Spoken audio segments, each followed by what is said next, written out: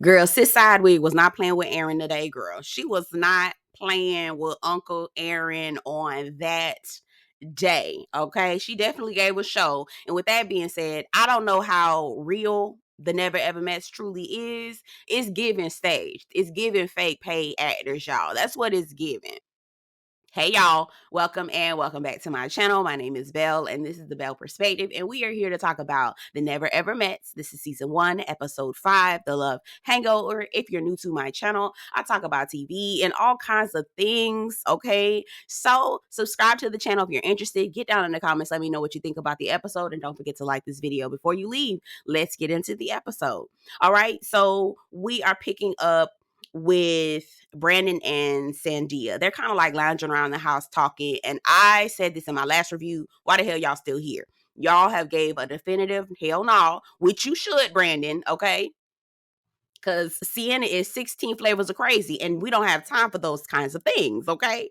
And so Taronda gets there and she has on a tracksuit. I'm always looking at Taronda's outfits. They're always like very bold. She always makes bold statements with her outfits. Anyway, so Taronda gets there. She wants to meet with Brandon and Sienna, and she gives them the news that since you all have decided that you are no longer going to pursue a love connection with each other, it's time for y'all to go home. I said, praise God. Yes, because it doesn't make sense for the two of them to still sit here. Now, I could have sworn I saw bits and pieces of Brandon and Sienna doing certain things, but maybe that was something that they filmed, didn't air, but used it as promo. So maybe that's the reason. Because at first I was like, Brandon ain't going nowhere. They gonna keep these people on the show just for the mess. But I'm glad that they sent them home. Good.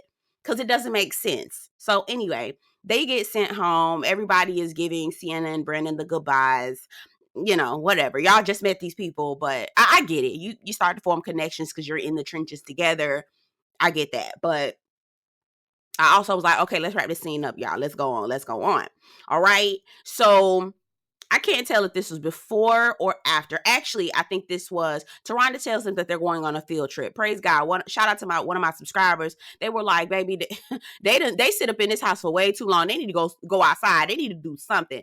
You're absolutely right. And I see the team knows that too. They're going on a field trip. Taronda tells them to be dressed comfortable. Whatever you got on right now, keep that on. And that's what you'll need. Now it's raining outside. So everybody's wondering, okay, are we going to be outside for this activity? They're actually inside. It's some sort of like bondage class. I did not catch the name of it, but it's like this sacred, sensual kind of bondage thing that, anyway, may be helpful to, relieve anxiety, etc. Anyway, so that's what they're about to do. Now, in the interim between the cars coming to get them to take them to the class, Uncle Aaron, shout out to Uncle Aaron who watches my reviews. Okay. Hey, Uncle Aaron. And I say uncle because you're the older, wiser one. All right. That's not an insult. Hopefully you don't take it that way. Anyway, and if I do say something shady, it's just a joke, child. I don't know you from a can of paint, baby. Okay. It's just a joke over here. Anyway, so Uncle Aaron and Diamond meet, and Diamond is giving her a piece of her mind. She was like, listen, I feel like you fake. I feel like everybody else in this house is fake. And I do agree with her in terms of everybody else in the house being fake, because while Diamond was standing there telling Jody, yes, we talk about you, but everybody else do too, nobody said anything, but then proceeded to go back and talk about the girl behind her back again. I was like, now, wait a minute now. If you're not going to say nothing while Diamond is presenting this to Jody, then everybody else, then you don't need to say nothing else. Millie, okay? Anyway, and y'all, Sandia get on my nerve. I'm gonna tell you, I'm gonna have to tug on her real quick, tug on them braids real quick. Anyway, so Diamond is like, you fake, you fraud, you phony, and I'm with her, okay.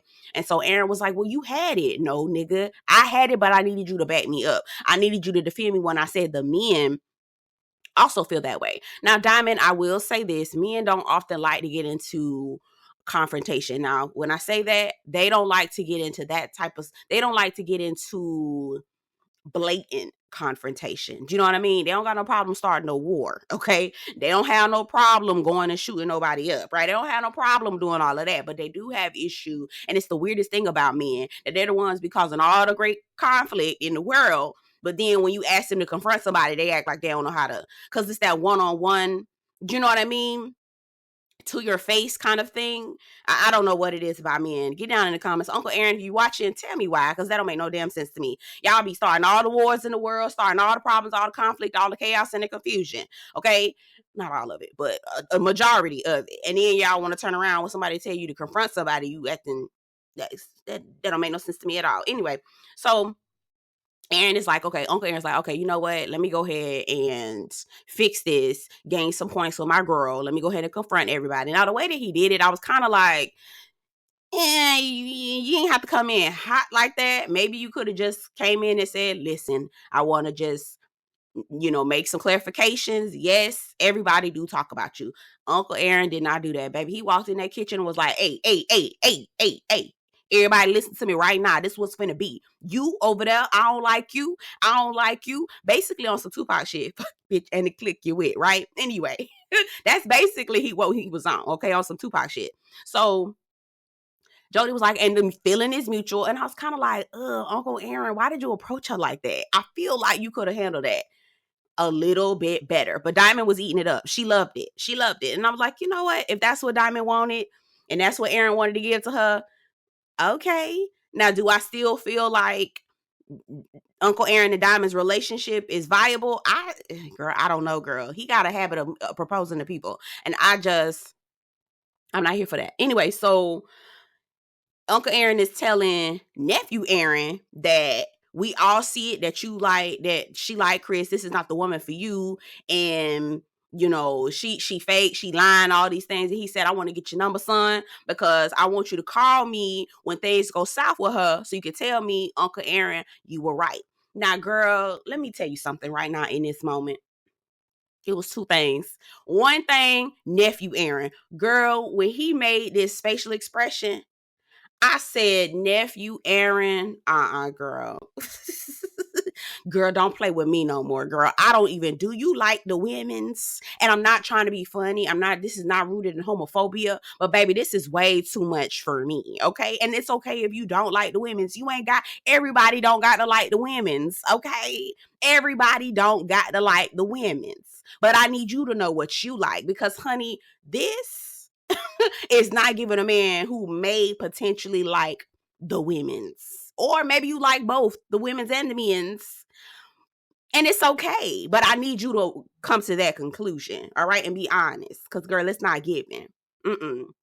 It's not giving what you thought it had gave. Okay. All right. The other thing that was making me mad is Sandia. Now, I understand. Now, mind you, Diamond and Aaron are arguing with Chris and Sandia. Mainly Jody, about how she be flirting with Chris and carrying on, and how you act with Chris is not how you act with Aaron and all this other stuff, okay? And so Sandia just sitting there quiet, and that pisses me off. I understand when you're somebody who doesn't like to argue and carry on. That's fine. You don't have to argue with somebody, but simply standing up for yourself or interjecting in a conversation that has something to do with you, but you just sitting there like a child, it feels like she's revoking her privilege to be an adult. She's not taking her own autonomy or her own so, do you know what I mean? Like, she just sitting back and letting people do things for her and not saying anything. That was grinding my gears. I said, Sandia, this lady is over here arguing. Aaron is over here arguing, saying this very same thing that you have said. Now, maybe you don't have to take the approach that they are taking, but I do feel like you need to say something in this period and be like, hey, y'all, you know what? I've already had this conversation. I already talked about how I feel like I'm uncomfortable with how Joanna and Chris interact. And maybe that's another conversation that she need to have again. I hear what you're saying, Chris, but it's not looking like that. And other people see it too. Like, she not sitting there and defending herself. And I don't like that. There's a difference between being messy and yelling and arguing and causing drama and problems and chaos and confusion. And then there's defending yourself and letting people know that, no, I'm not going to be getting in your face and being rah-rah, but I'm also going to let you and set my boundaries and let you understand that you're not going to be fucking around with me like that. So anyway, Sandia get on my nerves. I don't, And I see, personally, if I saw Sandia, I wouldn't say nothing to her. I'd be like, nope, that's what I'm not doing it. Cause you can't even defend yourself. It's one thing. I can't do that. I'm sorry. And that's it. That's all. I know I was going back and forth with somebody who was upset with me, who said, you're not going to defend, not for her. No. Because you got to at least try to defend yourself. I can't do this. Because you go out there and you exert your own energy on somebody like Sandia, and Sandia will let you fight a whole war and watch you burn and not say a motherfucking thing. Girl, Anyway, so they go to the little class, and the class was all right. I just feel like they should be focusing more on things like helping them communicate, doing activities that will force them to communicate, force them to talk about why the hell it took them so goddamn long to meet each other, like that kind of thing. But no, we have some sort of sexual class that has some sort of sexual connotation to it. It's like, okay, y'all, I guess. Anyway, girl, all this class did was basically highlight how nephew Aaron and Jody do not like each other. And honestly, finally, praise the Lord, nephew Aaron was like, I don't know if the sexual attraction is there. Girl, yeah, duh. Okay, welcome to the club, girl. We done been peeped this out, girl. We was waiting for you to come. Girl, you late to the party. Anyway, we did learn some additional information about Joanna. And so shout out to her for sure, being a survivor and a thriver. She was abused early on as a child, sexually, and so she became a sex therapist to take her power back. She also used that to, and I wouldn't say toxic behavior, but she also just kind of started using that in a not so good trait by, sleeping with somebody and then not talking to him again the next day, that kind of thing, which is not and it's not good for anybody, right? So anyway, we got an opportunity to get that information, but girl, she's still over here lying to us in our face, girl, talking about, she like to take her time with Aaron, this stuff. I said, she's saying all of this because she doesn't want to go home like Brandon and Sienna did. That's it. Girl, you do not like him. Girl, the way you was looking at him, girl, you was looking like, do not touch me. That's literally not Brandon. Aaron was looking like, oh, so do you want to do this? Like, they were sitting down, all the couples were like kind of doing a little sensual stuff. Girl, nephew Aaron was like, should we do that too? Joanna was like, no. Girl, anyway, and that's the thing. That's why I find it hard to believe that Joanna is talking about no, because she has no problem sleeping with somebody the first night. Girl, stop. Okay, girl. Anyway, so where am I going? Okay, so they get back home. And I forgot to talk about this. I was getting out of sequence. Chris defends Jody again and gets into it with Millie. All right. So by the time Millie spoke up, because I was getting aggravated with Millie, I'm like, Millie, girl, now you done let your friend Diamond hang out to dry, basically, and then you still proceed to go and talk about Joanna and Chris behind their back. She said all kinds of stuff in the confessional, child. So Millie called herself getting crunk, child. Chris was like, do I talk about Jody? I don't talk. I just want everybody to know that I don't talk about Jody. Sandia, do you talk about Jody? Josh, do you talk about Jody? Like, ain't no reason for you to sit up here and be defending Jody right now. Let nephew Aaron do that, because that's nephew Aaron's man or woman or whatever the hell they are. Okay, so Millie is like, see, no, you being fake, you lying, the way that you handle, what did he say? Chris was like, Jody is one of my favorite people in this. She's my favorite person in the house. Millie was like, is Sandia your favorite person in the house? Like, how in the world? Anyway, see, that's what I'm saying with Sandia. Like, okay, so in that moment, you didn't think you needed to say anything, girl. You just gonna sit here on mute? Oh, no, ma'am. I'm not about to play with you, girl. Go right on ahead and let this man convince you that this is worth, quote unquote, fighting for, girl. I guess. Whatever, mama. Whatever. Anyway, okay, so I don't know. Was it me, or what did it feel like Chris and Sandia, or Chris specifically, was trying to convince Sandia that the relationship that they have ain't nothing wrong with it, and they just got to work on things. Y'all, I feel like Chris is getting to an age where he feels like he needs to get married. I feel like he feels like he's at an age where he can't play anymore, but he wants to find a woman who he can control so he can make it his way and still be able to do what he want to do. That's what it feel like. Because he's 34. Around 34, 35, men start to feel like they need to find somebody and hurry up and lock it down so that so they don't have to live on their own. Low key how I feel like Uncle Aaron is doing, child. Looking for somebody to pass him his Lipitor in the morning. Okay. Anyway, yeah, a little free caregiver. They get around 34, 35, start thinking, oh my God, I need to slow down. I need to find somebody who's going to take care of me in my future. So, and I need to find a gullible simp like Sandia to sit up there and do it for me. That's what I feel like. But anyway, so Chris and Sandia go to sit down with Dr. Romani, and shout out to Dr. Romani. When I tell you, I don't know if y'all know who that lady is, but that lady is amazing. She has an expertise in identifying narcissists. And I said, oh, that's the perfect person they need to be sitting down with, because baby, Chris, now I can't tell you if he is, but girl, it's giving. It is giving, okay? So they sit down with Dr. Romani, and I do feel like she makes some headway. She talks about empathy. Now, I have an issue. I don't understand how someone doesn't automatically move in empathy. Like, I don't know how empathy is something that is hard for other people. And when I see that people have a hard time being empathetic, I wonder about them deeply. I do, because I don't understand. Anyway, and maybe that's me not being empathetic, right? I don't know. Maybe that works in the same for me in reverse. But Dr. Romani was saying you need to be empathetic towards Sandia. And then Sandia, because Chris has been hurt before, it's hard for him to trust. You need to be empathetic towards that. Because Sandia was like, no, you just need to leave it in the past and forget it. It's like, no, that's not what hurt happens, right? What hurt happens. That's not how hurt works, okay? It stays with you. It's part of your formative. It's part of it. It becomes a part of you, and that's not how it works, right? So they both need to practice empathy towards each other, okay? And that makes sense. I get it. My problem, though, is that Sandia is not telling people what she heard this Negro say.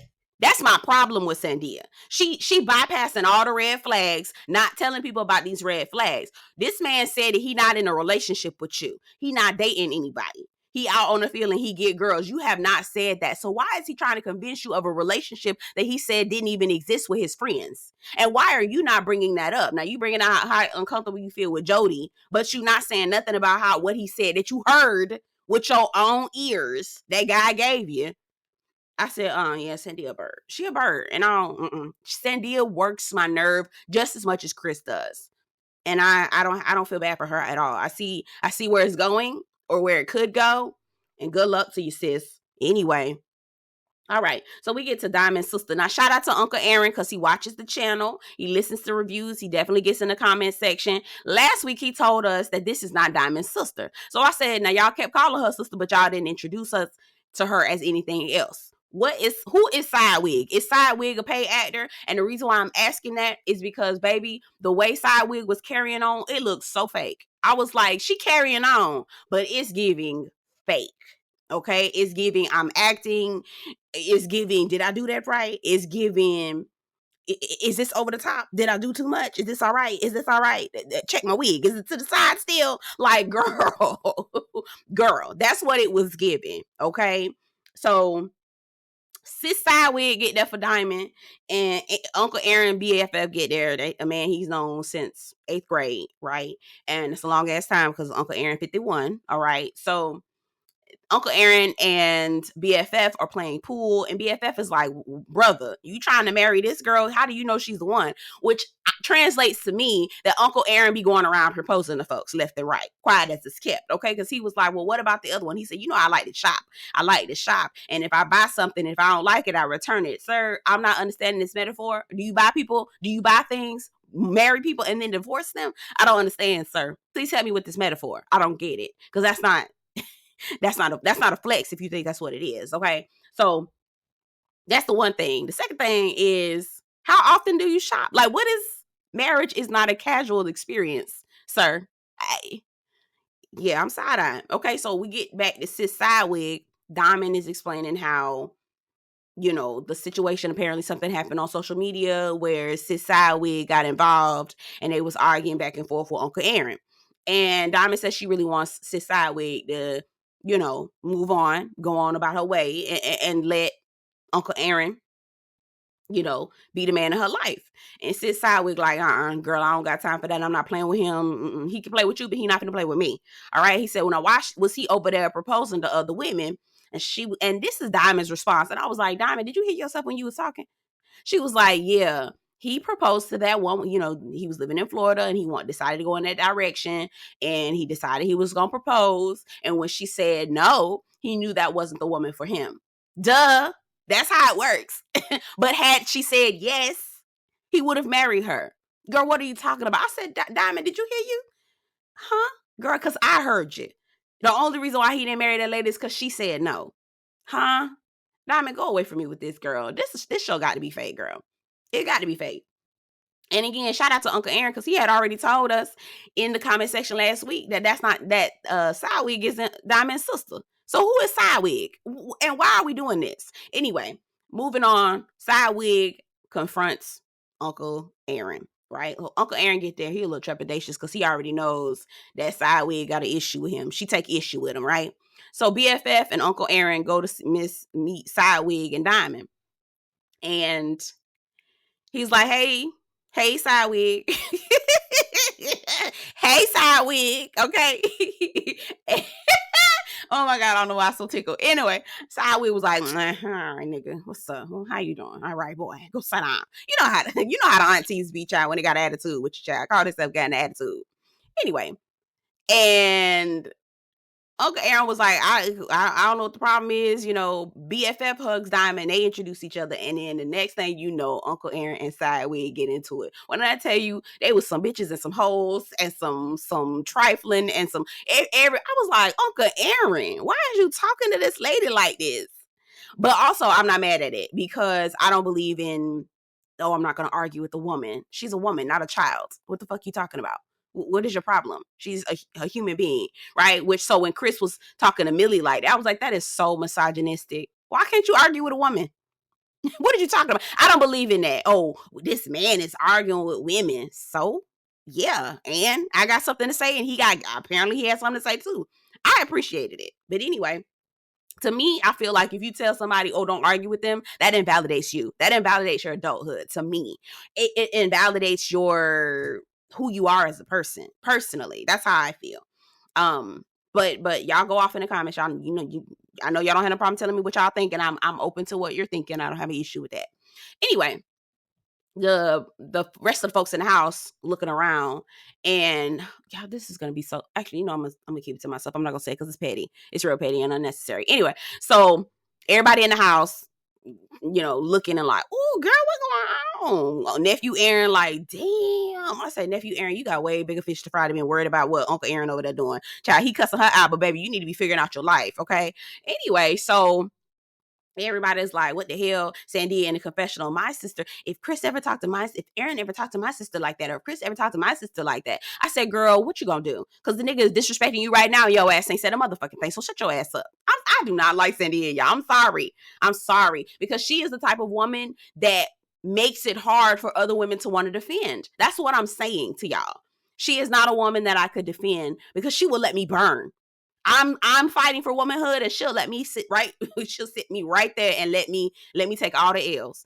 Anyway, so we end with that. Again, sis Sidewig said something about his kids. Now, I was looking at Aaron like, Aaron, did you finna put your hands on this girl? Now, I understand arguing, fussing, and fighting. I mean, not fighting, not physically, no shit like that. I understand cussing your ass out, okay? I understand that, yelling and screaming and carrying on. But putting your hands on somebody, sweetheart. Uncle Aaron, was you gonna put your hands on sis Sidewig? Now, I don't know about that. Now, you could at least help to fix it and make sure the wig was right, okay? With that crunchy wig. She had that crunchy ass wig on. Anyway, y'all get down in the comments. Tell me what you think about the episode. Don't forget to like this video before you leave. And I'll see you guys in the next one. Baby, sis Sidewig and that crunch. Baby, had that crunchy wig. Wee. I don't know why I'm so tickled, Jesus. Bye.